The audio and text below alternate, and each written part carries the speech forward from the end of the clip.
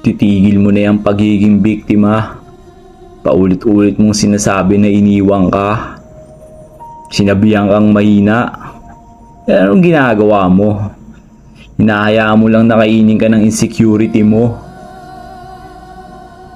Brother, kung totoo mang mahina ka, edi magpalakas ka. Hindi solusyon ng pag-iyak sa gilid o pagpo-post ng kung ano-ano sa social media para makuha atensyon niya. Ang kailangan mo, disiplina. Ang lalaking matindi, hindi nagmamakaawa.